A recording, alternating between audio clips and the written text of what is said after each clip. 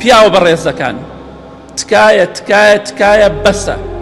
خوایە خۆت شاید بە سەدەها جار ڕامگەیاندووە، بەڵام خوایە خۆت شایدی کەس بە قسەمان ناکە ئیلا کەمێک نەبێ. خوایە خۆت شایدی بازاڕەکان بەکەڵ نەماوە، زانکۆکان و قوتابخانەکان بەکەڵ نەماوە، ئەهلی مزگەوت و جومعە و جەماعەت، بەڵام خوایە خۆت ئاگاداری ڕێگای شەیتانیان گرتووە زۆرێکیان. سفورە جلی تەسک و لەبەر دەکەن، خوایە دەسەڵاتمان نییە، تەنها ئامۆژگاری خێر دەکەین، خوای هیدایەتیان بدە یا رب العالمین. خوشکە بەڕێزەکەم، هیچ گومانێکت لەوەدا نەبێ کە دەمریت.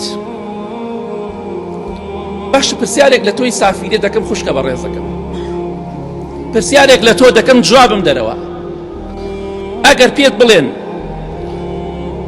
ئەمڕۆ پێت بڵێن یەک پارێزگایەک یەک شارێکت بە کاملی دەدەی نییە، بەڵام بەیانی دەمریت، فڵان کەس فڵان پارێزگا هەمووی مڵکی تۆیە بۆ تۆ، بەڵام تۆ بەیانی دەمریت، دڵخۆشە بیت؟ ئەگەر خۆشترین خواردنت بدەنێ ئەو ڕۆژە بڵێن ئەمە بخۆ بەیانی دەمریت، دڵخۆش دەبیت؟ زۆرترین پارە و ئاڵتونت بدەنێ ئەمڕۆ بڵێن بەیانی بەوام دڵنیا بە بەیانی لە ژێر خۆڵدای، تۆ دڵخۆش دەبیت؟ نەخیر. هەروەکو چۆن ئەمانە دڵخۆشت ناکە چونکە بەیانی دەمریت، دڵنیا بە سفوریەکەیشت لە ڕۆژی قیامەتا دڵخۆشت ناکە، چونکە لەوانەیە ئەمڕۆ هەندێک کەسێ ئێستا لە مزگەوتەکانە جومعە دەکا بەیانی بکاتە لە ژێر خۆڵایە. ئەمە ترساندن نییە، ئەبێ بترسی، ئەمە بۆیە بە خۆتا بچیتەوە، مردن کات و ساتی بۆ نییە.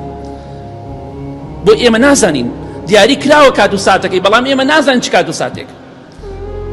کەواتە خوشکە بەڕێزەکەم، دڵنیا بە دڵخۆش نابی دە ڕۆژی قیامەتا بۆی کە سافیرە بوویتە، پانتۆڵە پێ بوویتە، جلی تەسک و تەنگت لەبەر کردووە، ئەگە پێت خۆشە دڵخۆش بی ڕێگای خوا بگرە، چونکە وەڵڵاهی مەوعیدێک و لیقا و بینینێکت لەگەڵ خوادا هەیە. دڵنیا بە تەنها دەچیتە خزمەتی خوای گەورە محاسەبەت دەکا، وەڵامێک بۆ ئەو ڕۆژە ئامادە بکە.